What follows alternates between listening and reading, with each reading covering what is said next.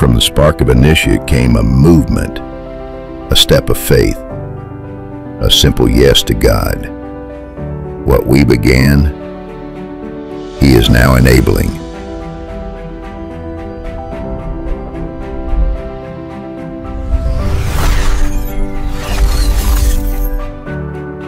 Last year we initiated worship, outreach, relationship, discipleship, small steps, big purpose. God was already preparing us for more. Now we declare, He is the enabler, the one who strengthens, provides, empowers. He enables leaders to rise, worship to ignite, lives to be transformed, not by our strength, but by His Spirit. Together we move as one, enabled to go, enabled to serve, enabled to love, enabled to shine. To Him who is able to do immeasurably more, be all the glory. Church of God General Trias, initiated by faith, enabled by grace.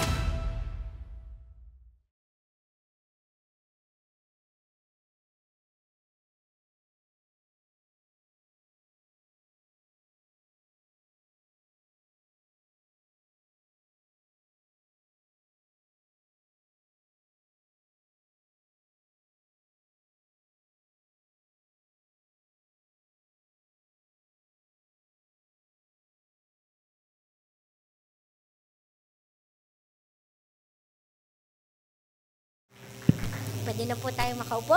Happy Sunday po sa bawat isa. Ayan.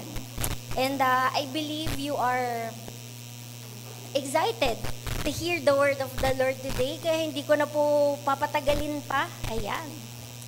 At hayaan niyo po akong dalin sa inyo po ang mensahe ng Panginoon. And I want to start our message sa araw pong ito sa mga rewards at mga prizes na nakamtan po ng ilan sa ating mga kilalang atleta. Ayan, na nagbigay po ng karangalan sa ating bansa, no?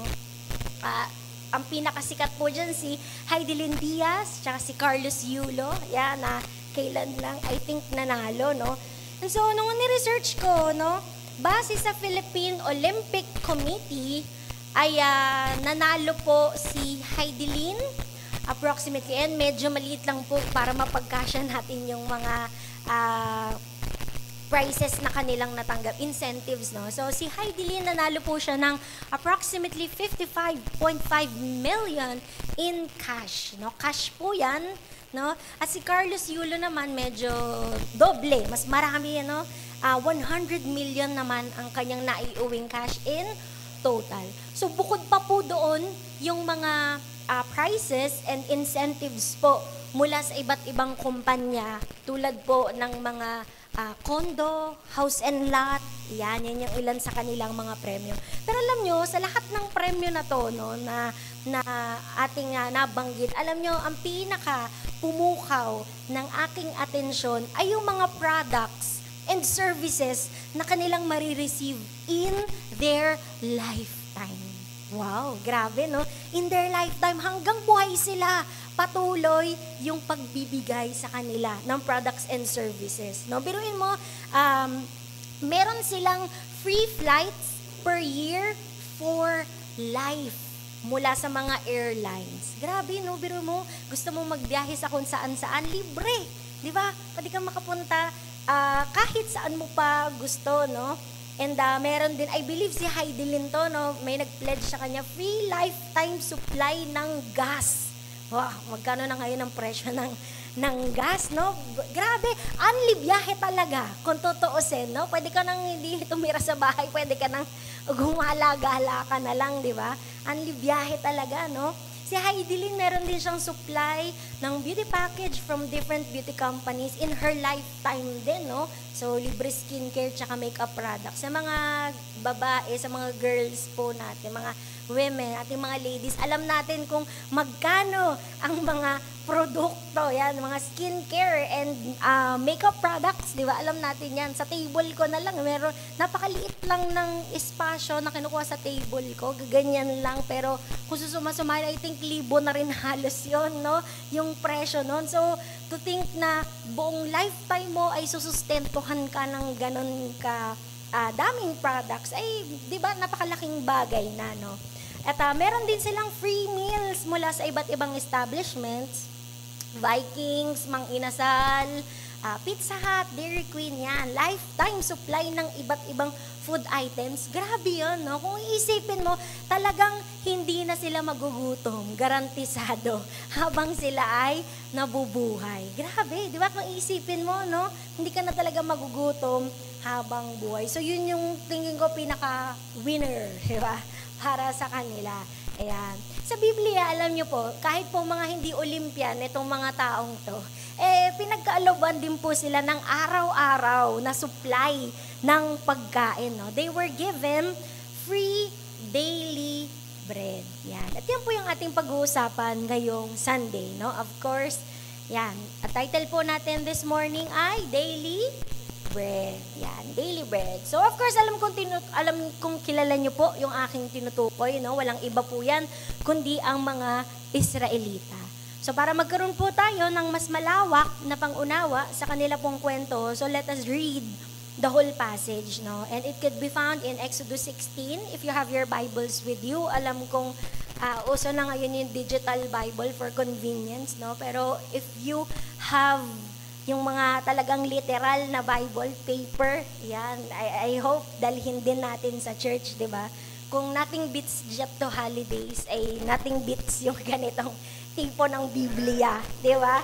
So, So, I encourage everyone to bring po. Yan. So, in Exodus 16, no, if you have your Bibles with you, please open with me in Exodus 16. And so, sinasabi po dito, it is the 15th day of the second month after po silang pinalaya ng Diyos mula sa pagkalipin sa kamay ng mga Ehipto. Now, take note in verse 2, ang sabi po dito, but the whole congregation of the sons of Israel grumbled against Moses and Aaron in the wilderness. So, ang bilis ng transition, no? Kung isipin nyo, 2 months lang after nilang i-redeem, no? After nilang ma-redeem, eto na, nagre-reklamo na po sila sa Panginoon. Di ba?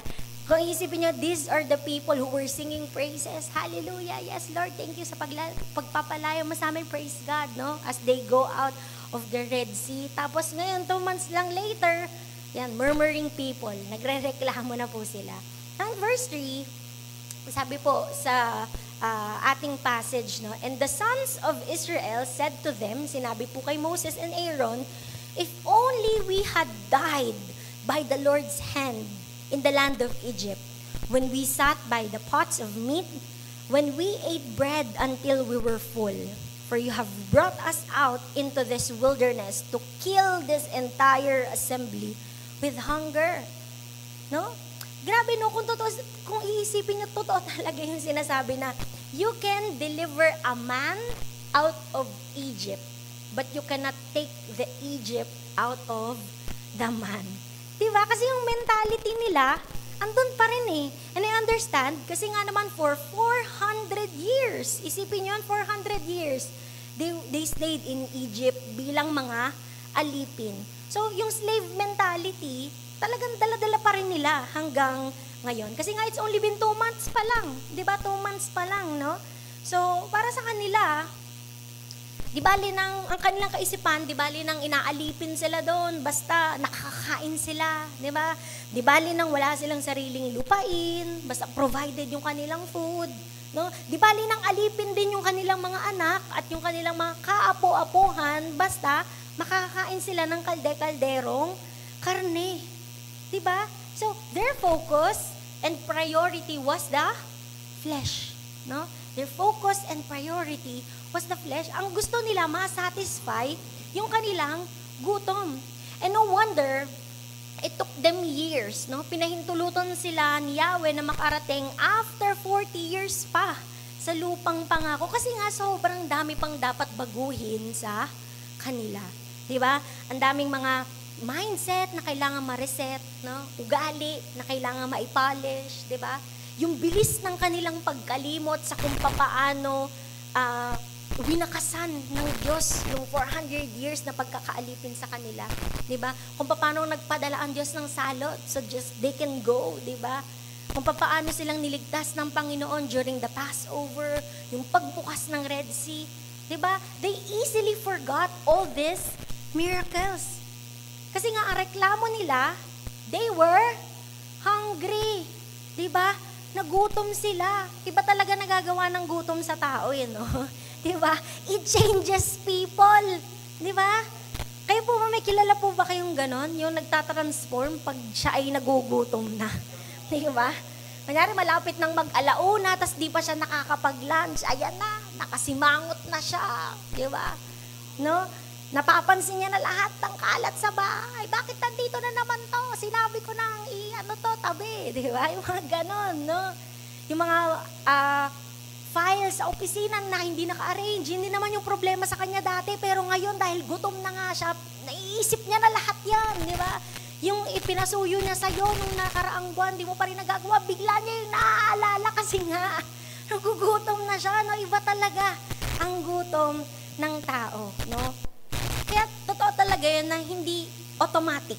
No? Hindi automatic. Tulad ng mga Israelita, just the same, na tinawag ka ng Diyos, iniligtas ka niya, automatic, mabuti ka na talagang tao, di ba? And that's why the Bible keeps on reminding us to renew your mind. Crucify your flesh. Di ba? Kasi it's a journey. Proseso ito. It is transformation. No? So, babalik tayo sa storya po natin. So, the Israelites, during this time, sila nga po ay gutom. No? They were hungry. Maaring yung kanilang binaon na supply from Egypt 2 months ago ay ubos na. No? So now Yahweh, of course, dahil sa kanyang kagandahang loob, nagpasya po siya to provide food from heaven. Direkta si Lord mismo magpo-provide. Sa panahon natin ngayon, syempre may mga ginagamit ang Panginoon, no? Para i-supply yung ating mga pangangailangan. Pero ito iba. Ito yung tunay na hulog ng langit. Diba? Yun talaga siya. No? And so, it says in verse 4, tuloy lang natin yung ating binasa, no? Then the Lord said to Moses, "Behold, I will rain bread from heaven for you." And in verse 8, talon lang tayo. And Moses said, "This will happen when the Lord gives you meat to eat in the evening and bread to the full in the morning. For the Lord hears your grumblings, which you grumble against Him." No? Grabe. Wow. Grabing provision ng Diyos. Biruin nyo, meat in the evening, tapos bread in the morning. Diba? Sige po, palakpakan natin ang Panginoon. No? Narinig ng Diyos yung kanilang reklamo at siya ay tumugon. No? Sumagot ang Panginoon. He has provided for them their daily bread. So this morning, I'd like to share with you 3 points, no, na tinuro po ng Panginoon, 3 bagay na tinuro ng Diyos sa mga Israelites through His provision. And paano rin tayo as modern day Christians, paano rin po tayo matututo from here. So, unang bagay na tinuturo ng Panginoon sa kanila is obedience. No? Obedience. Tuloy lang natin yung second part ng verse 4. And the people shall go out and gather a day's portion every day, so that I may test them whether or not they will walk in my instruction. No? Sabi ng Panginoon, that I may test them. Susubukan ko kung susunod sila o hindi sa mga utos ko. No? Because we know the covenant relationship between Yahweh and the Israelites. Ano yung sabi ng Panginoon? Ano yung kanyang tipan? No? Promise sa kanila, I will be your God and you will be my people. No? I will be your God, you will be my people. So ang Diyos, bilang Diyos ng bayan ng Israel, His part, no, sa covenant is to protect them, to care for them, to provide for them. No, yan yung parte ng covenant ng Panginoon sa kanila, na Israelites. In return, ang parte naman nila, no, as God's people, ang parte nila is to obey. No? Yun yung parte nila, sumunod. But this is something a lot of people have problems about. Obedience. Tama po ba? No? Ito yung isa sa isa sa mga problema ng mga tao, no? Ang pagsunod. Minsan, tinatrato po natin ang pagsunod na para bang may utang si Lord sa atin o may kailangan ng Diyos sa atin. And it can only be fulfilled or satisfied kapag sumunod tayo. Kaso hindi. Di ba? Sumunod ka man o hindi sa Diyos, He is still God.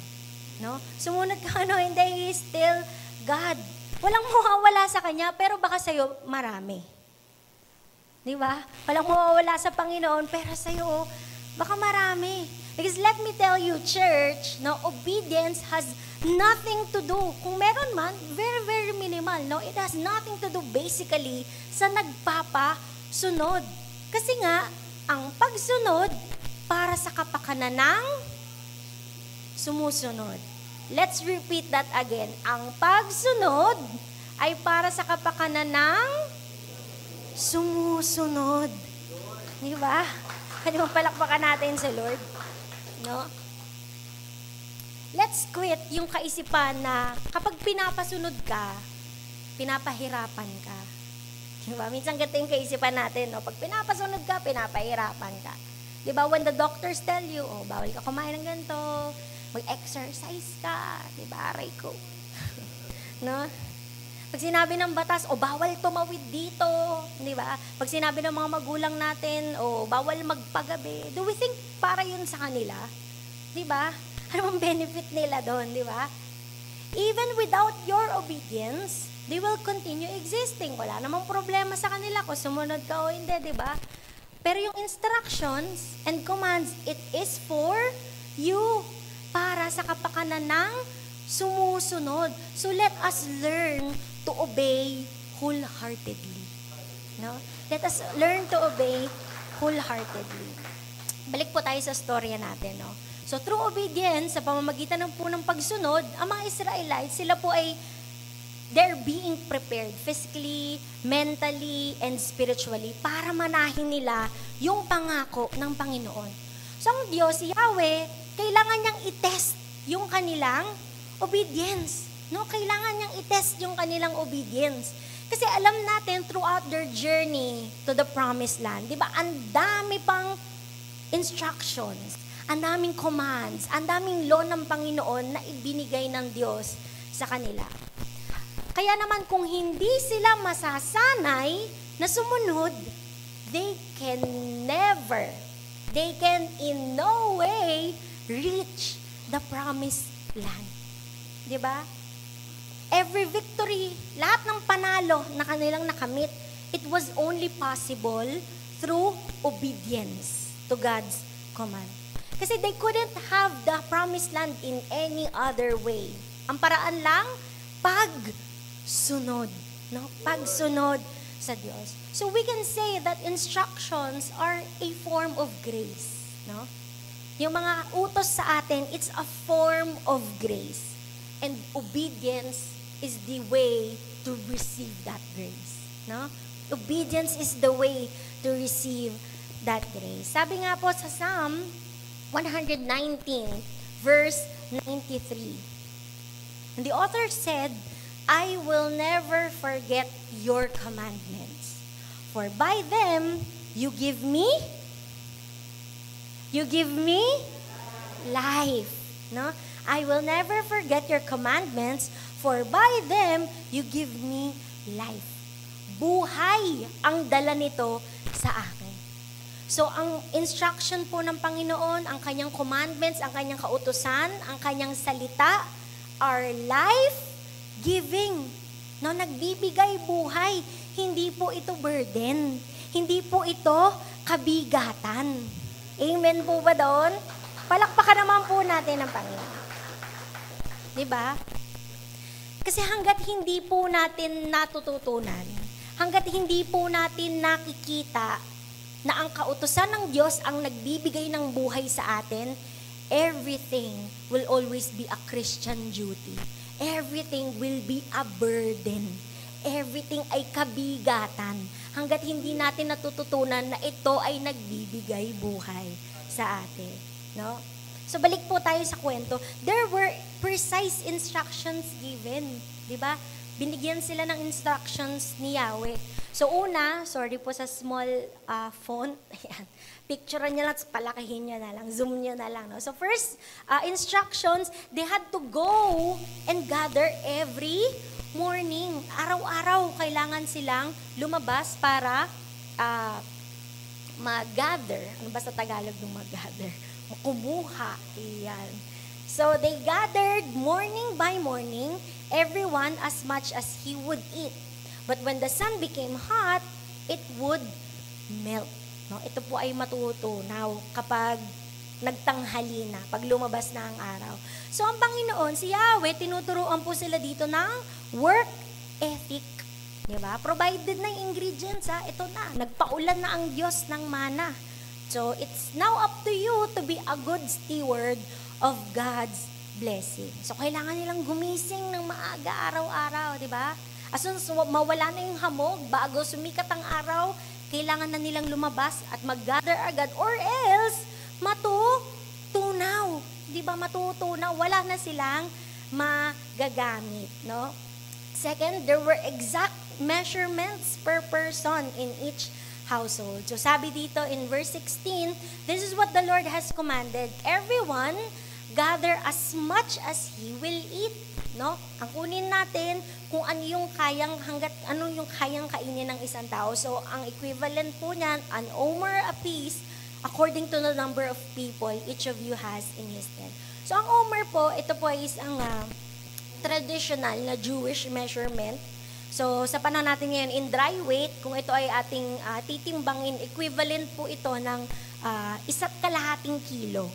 Yan, 1.5 kilo yung omer.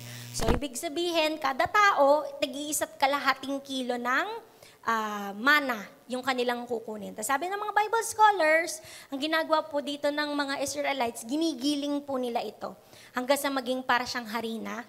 Yan. Tapos sila ay minamasa nila, tapos lulutuin sa pamamagitan ng pag-oven, pag-bake, or iboboil. So that's how they eat mana. No? So mayroong exact measurements bawat tao. Now on the 6th day, no, ito isa sa mga nakakamangha dito, on the 6th day, they had to gather twice as much as they need. So sabi, 6 days, you shall gather it. But on the 7th day, on the Sabbath, there will be none. No? 6 na araw pauulanin ng Diyos ng mana. Pero pag Sabbath day, rest day. Walang mana, no? Nauulan. Walang manang dadating o babagsak sa time na yon. No? So for 5 days, magagather sila. Ang instruction ng Panginoon, huwag kayo magtitira. No? Ubusin nyo lahat, kainin nyo lahat sa araw na to, tapos bukas uulin ulit ng mana, kukuha kayo ulit. No, pero yung iba matitigas ulo no, nagtitira pa sila. Just in case, alam mo na, per emergency, minsan may mga ganun tayong kaisipan, no? So, ano nangyayari sa mga tinitira? Kinabukasan, napapanis, no? Inuuod, yun yung nangyayari. But what's amazing is that on the 6th day, twice as much ang igagather nila. So, ibig sabihin, bawat isang tao, 3 kilo yung iyong mana na igagather. No, para meron kang pangayon at saka bukas pang Sabbath day. No, so yun yung mangyayari, no? At hindi ito inuuo, di ba? Kumpara sa the rest of the week na kapag nagtira ka, bukas, mapapanis na, pero ito hindi napapanis kinabukasan, di ba? Ang galing ng Panginoon, no? So, dito, tinuturuan sila ni Yahweh the importance of Sabbath. No, the importance of Sabbath. Kasi nga, Sabbath is holy to the Lord. It is the day of rest. Diba? Sabi nga ni Jesus in Matthew chapter 2, verse 27, the Sabbath was made for man. Ginawa para sa tao. So, they are called to observe the Sabbath bilang isang regalo. No? Ang Sabbath ay regalo para sa tao. Hindi po ito dagdag na naman sa checklist na kailangan nating susundin na naman from the Lord, observe the Sabbath. Diba? No? Sabbath is there to remind them to rest. Magpahinga, diba? Hindi lamang po physical rest, but also resting in God's presence and in His provision. No? And yes, though ito po ay parte ng kultura ng mga Hudyo, but you know, in our time today, I believe God is calling us to do the same. No? God is calling us to do the same. To observe the Sabbath and treat it as holy before the Lord. Diba? Alam ko, sige po, palakpakan po natin ng Panginoon. Alam kong iba-iba ang interpretation ng mga tao on Sabbath. No? It doesn't matter naman kung anong araw ang Sabbath as long as you take it. No? As long as yun yung ano natin. No? So, para sa atin, no, mga Kristiyano, it's our Sundays. No? It's when we go to church, to be with our church family, and to be with the Lord, di ba? So, para sa atin, how do we treat our Sundays? Paano ba natin tinatrato ang ating Sundays, di ba? Do we see it as a checklist ulit, o duty ulit, na church na naman, no? Ito ulit, no? Church ulit tayo. Ito ba ay kabigatan para sa atin? Di ba? Christian ako, kailangan ko mag-church. Di ba? I pray na makita po natin ang Sundays natin as an invitation of grace and rest mula sa Diyos, di ba? Kaya nga every time tayo na uuwi, I always greet everyone sa kanilang pag-uwi, Happy Sunday po. Kasi it is indeed a Happy Sunday kasi it's for the Lord, no? Para po ito sa Panginoon. Yan. Second point na tinuturo ng Panginoon is sufficiency, no? Una, obedience. Pangalawa, sufficiency. So throughout the whole chapter of Exodus 16, makikita po natin yung pagiging sufficient, pagiging sapat ng provision po ng Diyos. Diba? Sabi sa verse 4, He would rain bread from heaven. Hindi lang to tingi-tingi, talagang ulan, buhos ito. No? And He would give them bread to the full, hanggang sa kanilang kabusugan. Diba? Verse 8, no, they would be filled with bread. Every man gathered as much as he should eat. Kung gaano kakarami yun dapat mong kainin, yun ang ipagkakaloob sa'yo. Diba? Morning by morning, every man gathered as much as he should eat. No? And apparently, ang mana and quail, nakakatawa, no? Kasi it's nutritionally sufficient. Diba? Sa mga tao ngayon, kailangan balanced diet. Diba? Pero nakakatawa, na-sustain sila ng mana and quail for 40 years. No? 40 years it rained mana. Grabe, for 40 years, sinustain po sila ng Diyos sa wilderness ng walang patid. No? Walang patid. 40 years. Yahweh has provided their daily bread. No? So today, let me ask you, do you have a need today? Meron ba tayong need? Of course, lahat naman siguro tayo dito, merong pangangailangan. No? And Philippians 4:19 says, And my God will meet all your needs according to the riches of His glory in Christ Jesus. No? My God will meet all your needs. So, ibig sabihin, kapag kailangan, ipagkakaloob.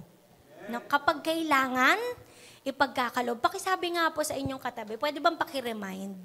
Yan. Kapag kailangan, ipagkakaloob. Pwede bang palakpakan naman po natin ang mabuti nating Diyos? Di ba? At ang kaloob ng Diyos, laging sapat. No? Laging sapat. Kung 40 years sinustain ni Yahweh ang mga Israelita hanggang sa makarating sila sa lupang pinangako niya na, for 40 years, gasino na lang ba yung pagkain natin sa linggong to? Di ba? Gasino na lang ang tuition mo for this SEM. Diba? 40 years yun, no? Sinustain ng Lord. Diba? Gasino na lang ang pambayad natin ng bill sa buwan na to. 40 years yun, no? Diba? 40 years yung palakpakan naman po natin ng Panginoon. What a God. No? What a God. Again, let me emphasize, no? He will meet all your needs. Ulitin ko ha, ano po ulit ang imimit ng Diyos? Yung ating needs, pangangailangan. So we need to be reminded, kailangan balanse tayo, no? We need to be reminded that our needs might be different from the things that we want. Ulitin ko, no?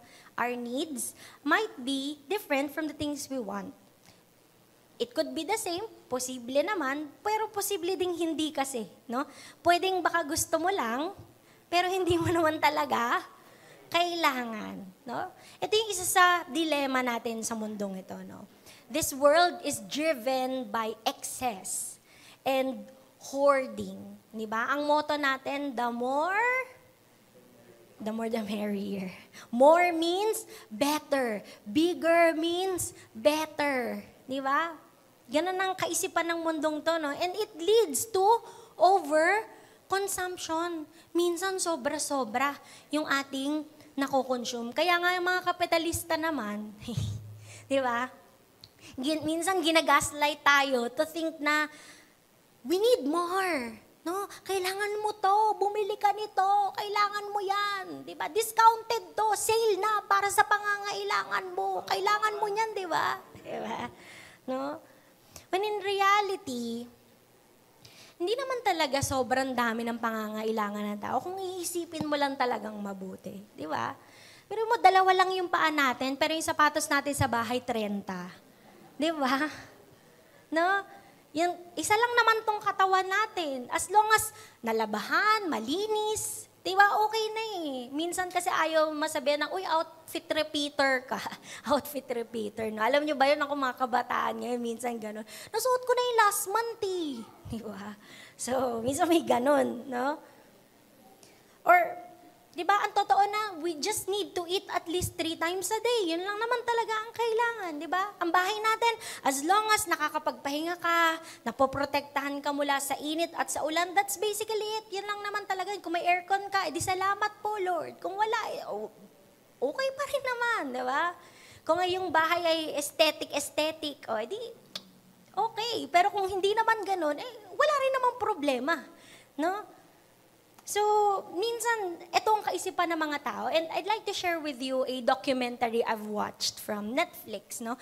And it's really an eye-opener for me. So, I'd like to share it with you. Panoorin po natin saglit. Buying new stuff feels great, right? The problem is that every year we're consuming more, producing more, and there's a flip side to that that no one wants you to see. I was president of the Adidas brand. I started at Apple. I worked at Amazon for 15 years. It's a highly refined science to get you to buy stuff. They know you. Like, we know you. We were constantly developing new ways to get you to buy. Influencing your behavior in subtle ways that you'd never even realize. And every trick in the book is being used to hide what's really going on. Look at this bag. They're doing what marketers always do, which is showing you the shiny little thing over here. By Gucci. Because they don't want you to look at what they're doing over here. This is what they do with unwanted merchandise. Amazon was dumping into landfills toys. The voices of we're going to protect the business win out over the, the little voice in your head saying, should we really be doing this? These things are hazardous waste. We're drinking them, breathing them, and they're poison. It just becomes this cycle of pain that may be providing you and your family with a lovely lifestyle. But you have to still reconcile that with things that are important to you as a human being. Everybody wants to believe that the company that they're working for is not evil. We can decide that this is not the way that we want to live and move it in a different direction. Every industry needs to stop putting it on the consumer. Stop making it our responsibility. It's yours. Life is about experiences and the people that we're with, and the stuff that we have supports it, but it's not the end. Whoever dies with the most stuff does not win.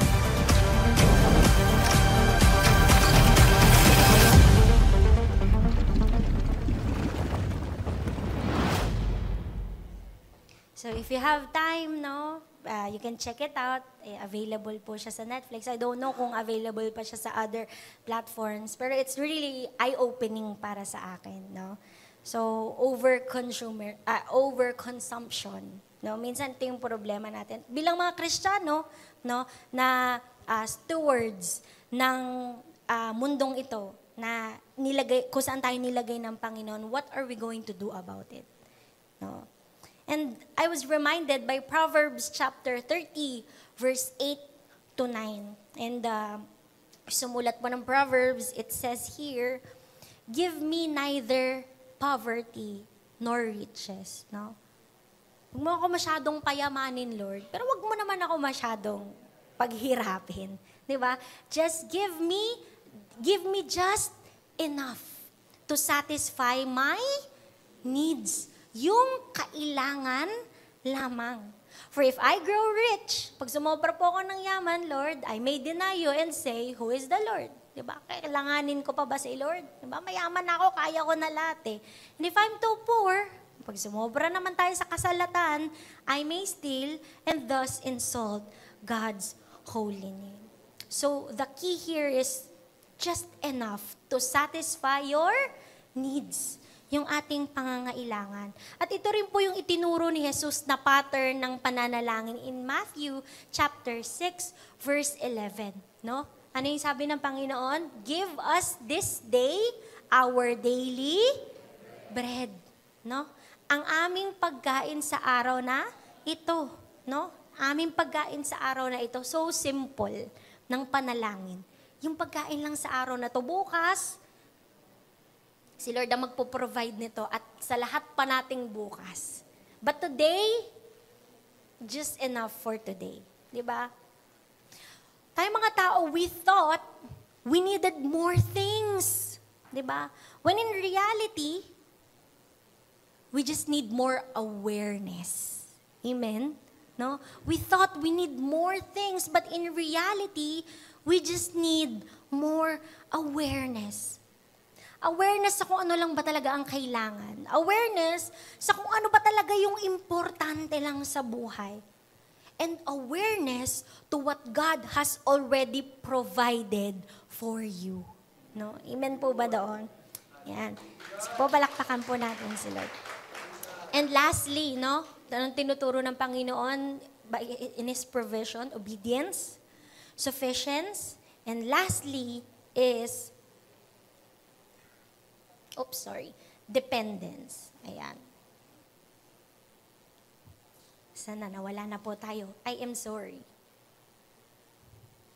Ayan. So last is dependence. So, nung nilikha po ng Diyos ang tao, He created not only a physical being, but a spiritual being as well. Diba? Yes, we have physical needs, pero bilang mga spiritual beings, we have spiritual needs too. At ito po yung tinutukoy ni Jesus when He was talking to the crowd, no, in John chapter 6. Remember, during this time, napakarami na pong tao yung sumusunod sa Panginoon. No? They're following Jesus kasi nga, ang dami ng miracles na Kanyang ginawa. Diba? Healing of the sick, feeding of the 5,000 with loaves and fishes. Diba? So they continued to follow Jesus kasi nga, sila ay nasasatisfy, sila ay nabubusog. Ang daming benefits ng pagsunod sa Panginoon. Yes! Diba? So, they're following Jesus dahil sa mga nararanasan nila at nakakamta nila. They were filled. Pero sinabi ni Jesus in John chapter 6 verse 27, Tagalog para mas dama. Diba? Ang sabi niya, huwag ang pagkaing nasisira ang inyong pagsikapang kamtan, kundi ang pagkaing hindi nasisira na nagbibigay ng buhay na walang hanggan. Yan ang ibibigay sa inyo ng anak ng tao, sapagkat pinapakita ng Diyos Ama na Siya ang may ganitong karapatan. No? So, tinanong nila si Jesus. Sabi nila, Lord, syempre gusto namin yun. No? So, paano namin makakamit ito? Diba? They wanted that bread para hindi na sila magutom. Sino ba namang gustong magugutom, diba? They wanted that bread so that they will be filled and satisfied for life. Kasi biruin mo, pagkain hindi nasisira, pagkain laging kabubusog mo. Diba? And so, Jesus said to them, in John chapter 6 pa rin, verse 35, Jesus said to them, I am the bread of life. Sinabi ni Jesus, ako ang tinapay ng buhay. Ang lumalapit sa akin ay hindi na magugutom kailanman. At ang sumasampalataya sa akin ay hindi na mauuhaw kailanman. No? And Jesus is our true manna. Amen? No? Jesus is our true manna. Yung physical na manna, no, it can only satisfy us temporarily. Yes, oo, busog ka ngayon, mamaya gutom ka na, di ba? Pumunta ka dito kaninang morning, nag-breakfast ka, pero ngayon lunch, nagugutom ka na naman. Di ba? May mga gamit ka ngayon, pero 3 to 5 years after, mag-deteriorate na, di ba? Ma-phase out na yan, mga yan, hindi na up to date.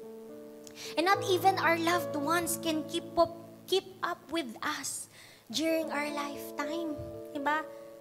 No one can keep up with us in our lifetime. But Jesus, He is eternal. Amen? He is forever. At ang sinasatisfy ng Panginoon, our deepest need. Yung kinakailangan mo.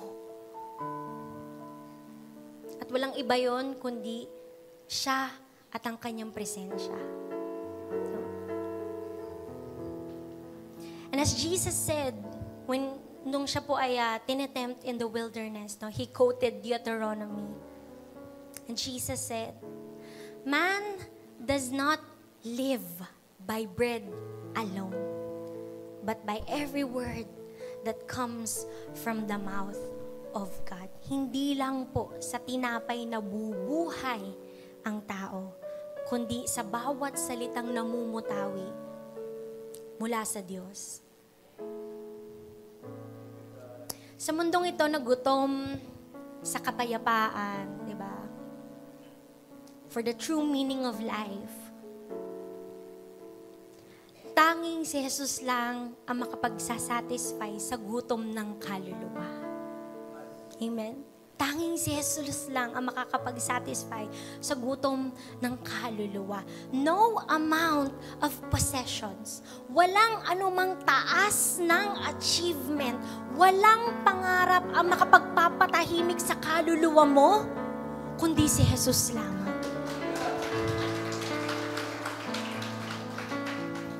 And just before we end,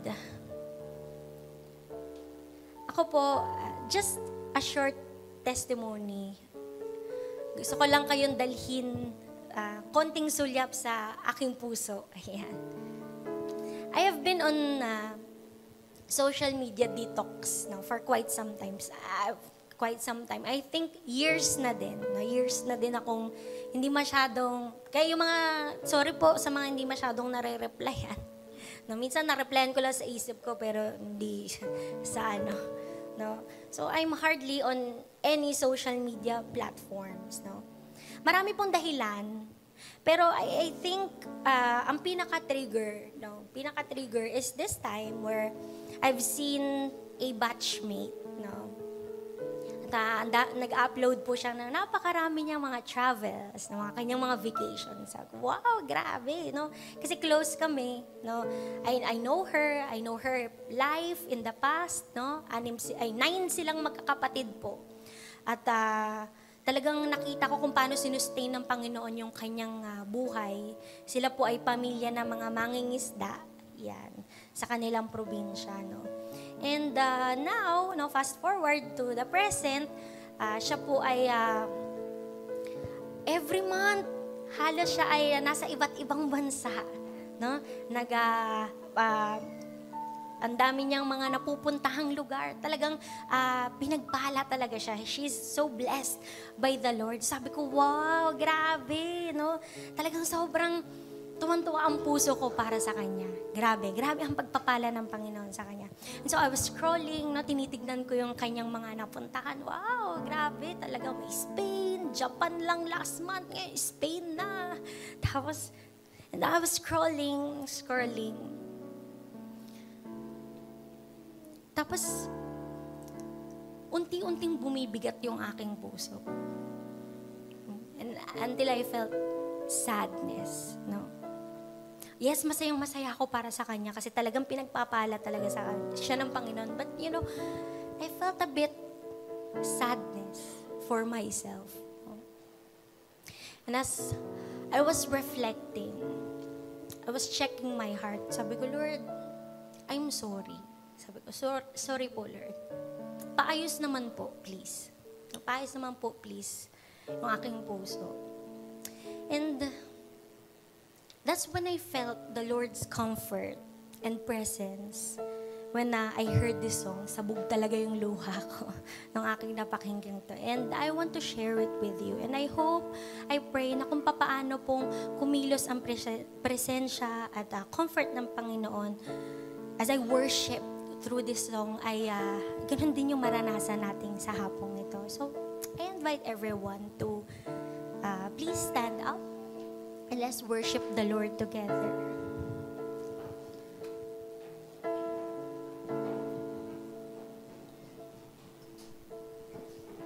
I know it may not be familiar for you, but let's try to sing it para sa Panginoon. Hallelujah.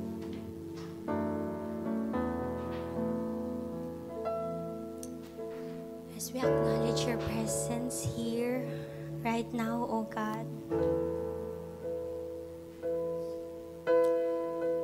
Spirit, thank you, Holy Spirit. We know you are here. And Jesus, we thank you. Lord, we thank you for your words today.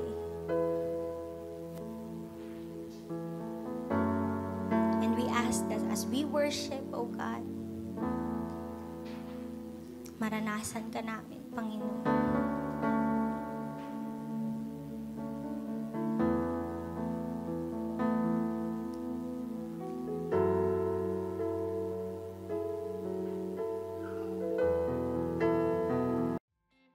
Giving is part of worshiping.